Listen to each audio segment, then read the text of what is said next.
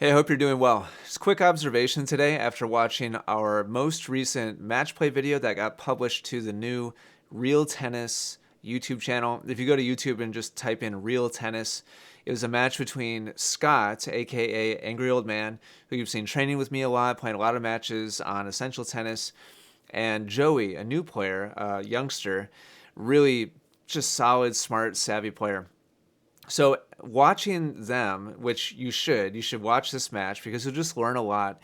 Hearing the perspective of Scott and of Joey, hearing their mindsets, it was a big up and down match. I'm not gonna give away like what happened in the match except for one part of it, and sorry if it spoils a little bit of it for you, but I won't give away any details. But Scott went up really big in the first set, and he was the underdog in this match and it looked like he kind of had the first set wrapped up, and he ended up losing the first set. And just a couple observations and thoughts. First of all, this is one of the most common questions that over the years, like I receive a huge amount of inbound questions from viewers and fans wanting help and guidance and assistance. One of the most common questions over the years has basically been, how do I close out a set? Like I keep getting a lead, but then I lose that lead. And it's one of the most common questions I've ever received from viewers and players. And the reality is it's not easy, it's hard. The reason why I've received that question so many hundreds of times over the years is when you're playing against a good competitor, like Joey was in this match, even though Joey is literally half of Scott's age, and Scott is an incredible competitor, a great athlete, has every tool in the toolbox, great net player, great baseline player, great returner, great server, and he's extremely experienced, much more experienced than Joey.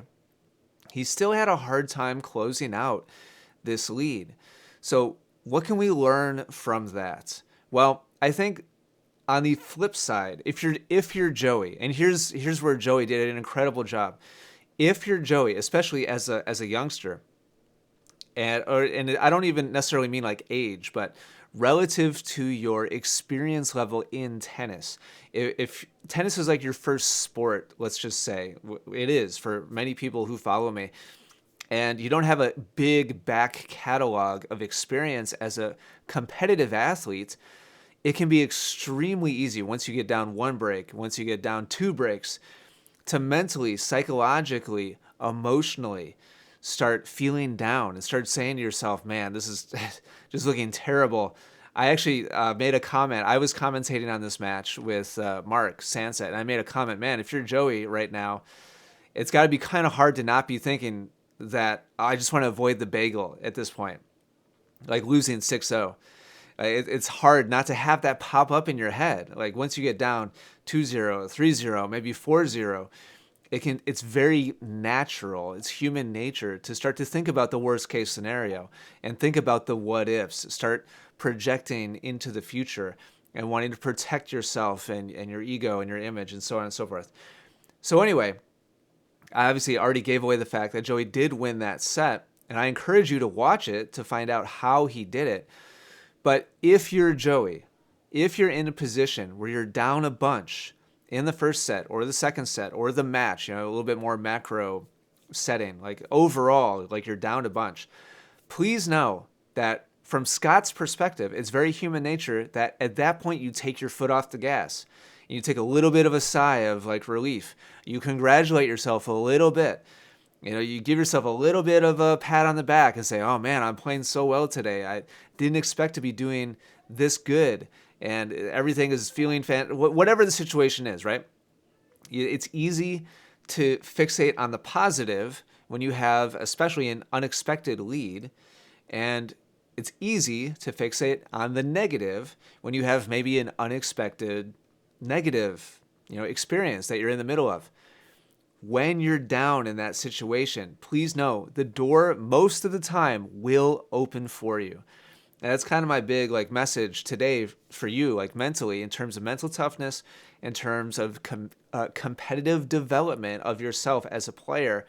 Please know that no matter how dark, no matter how dire things might look in the middle of a game or a set or a match or a tiebreaker or whatever, vast majority of the time, the door will open at least a little bit of a crack. It might not swing like all the way open. Your opponent might not totally lose concentration and start screwing around and like not take it seriously and not try or whatever. Like that would be an extreme situation, right? But they're going to take their foot off the gas most of the time, at least a little bit. And when that happens, if you're not down in the dumps and you're ready for it and you're waiting for it, then you can really, really capitalize and take advantage. And then that leads to another phenomenon in competition, which is a momentum shift. And once the momentum starts shifting in your direction, man, you can really get things rolling in a positive direction.